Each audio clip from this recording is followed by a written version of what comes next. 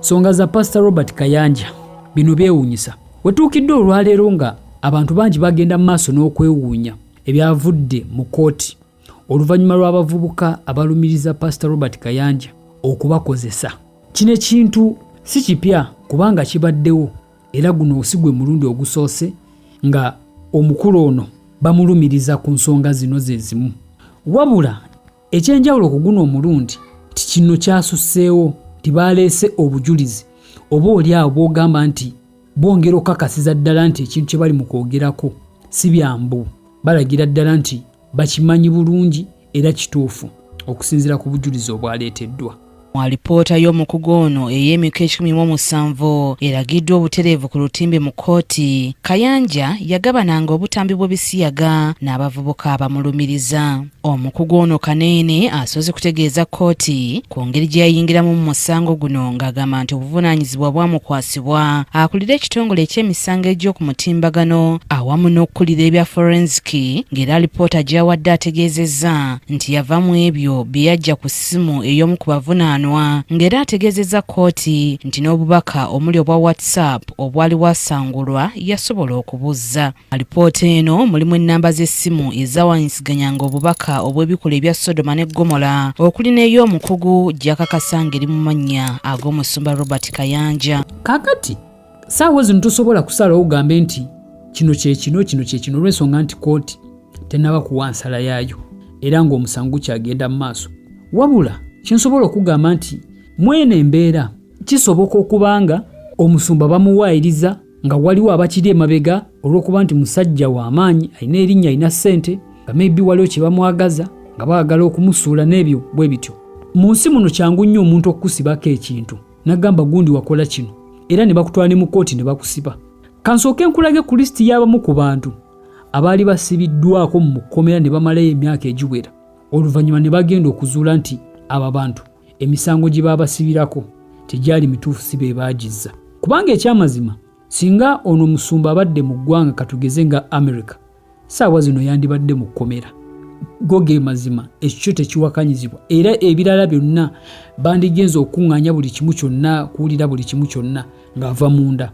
Bano be bamu ku bantu abaali basibiddwako mu kkomera ne bamalayo ebbanga ku misango gye batazza, era nga wali omwami ayitibwa Rubin Carter. Ono yali professional boxer ng'ono baamusiba mu mwaka gwa 1966 ku musango gw'okutta omuntu. Wabula oluvannyuma lw'emyaka 19 kyagenda okuzuulibwa nti omusajja ono yali tasse muntu oba teyatta ku muntu, bwe batyo ne bamuggyayo mu kkomera naye ng'amazeeyo emyaka 19. Just imagine emyaka 19. Omulala bamuyita Stephen Avery, ono baamusingisa omusango ogw'okurepinga mu mwaka gwa 1985 era ng'ono naye baamusiba emyaka 18 yali amaze mu kkomera.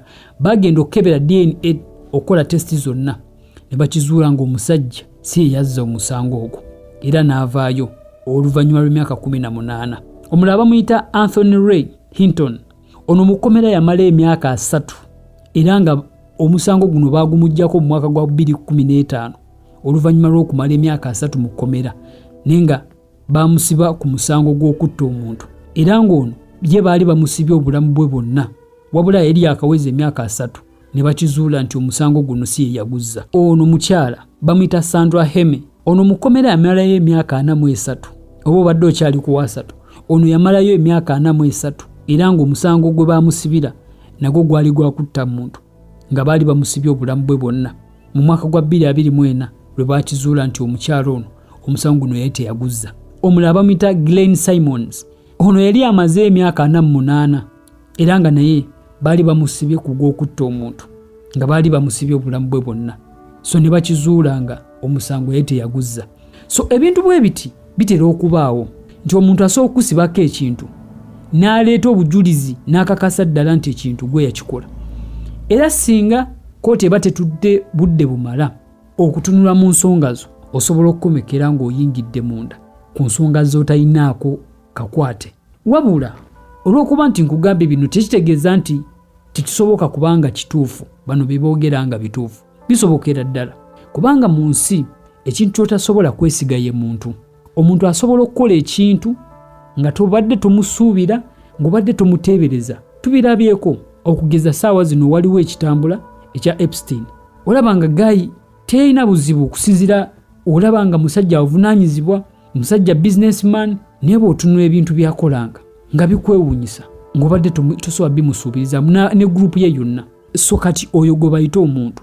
Kaakati ate bwe kijja ne kiyingiramu eddiini, ne kiyingiramu ebintu bwe bityo ebyattractinga abantu bangi, nti omuntu azimba ekintu nga abantu mwenna mumukkiririzaamu, nga ne waaba akoze ekintu kizibu nnyo kyammwe okukkiriza nti ddala omuntu oyo asobola okukola ekyo ekintu. Kati kankuwa ekyokulabirako kibwetere ne gurupu ye bookya abantu.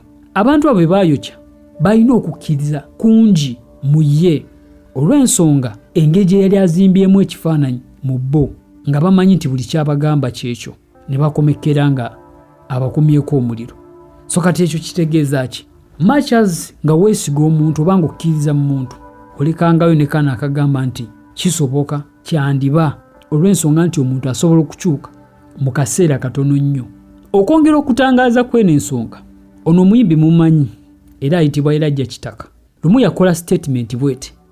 Naye mu kula kwange kuno nga bwe mbagambye mu ntandikwa nti ekkanisa erimu ebintu oba togiri munda tosobola kukitegeera, nti emenya emitima mingi, ogibeeramu munda osobola omenyeka omutima, abantu ne beebuuza ebibuuzo naye nga tebasobola kubitegeera.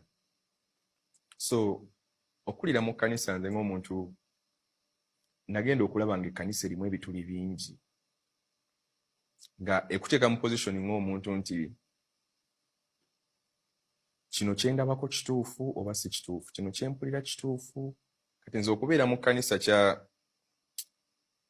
nali traumatized because bankuza already nga nina enzikiriza, nga ndaba ettaala mu kkanisa. Naye nagenda nga ntegeera, omanyi ogenda nga okukola obwongo butandika okukola ki? Okweggulawo ng'ogenda ogatta ebintu. Kati nga lumu mbeera ne muzeeyi wange nolya ng'ali kasimu naye nga waliwo ebitakola ki? Ebitagenda bulungi. Ebintu ebyo byonna obeera omutongo obiwulira ate nga biva mu nnyumba gy'ovaamu. Otyamukko because ogenda ate mu kifaananyi ky'ekkanisa n'obeera nga gwali mu kkanisa n'otunira n'abantu abali ku kituuti ababuulira abantu, kugamba obeera traumatized. Ndowooza kati gwe omuntu ategeera osobola okwongera okugaziya ekintu kino n'otegeera nti ku nsi kuno tekuli muntu atuukiridde. Anyway, katulinde byonna ebinaaba bivuddeyo bijja kwongera otuwa ekirala ekinaddako kweno embeera eriwo. Disclaimer, eno video sigikoze nga nyina omuntu gwe nnumba oba nga nyina omuntu gwe njagala okwonoonera ekifaananyi, wabula ngikoze okusinziira ku ekyo ekiri mu bantu. Kwebaza olw'obudde bwawadde okulaba eno emboozi, era teweerabira okusubscribinga saako n'okunyiga mu kadde osobole nga okufunanga notification buli naaba ntaddewo vidiyo empya.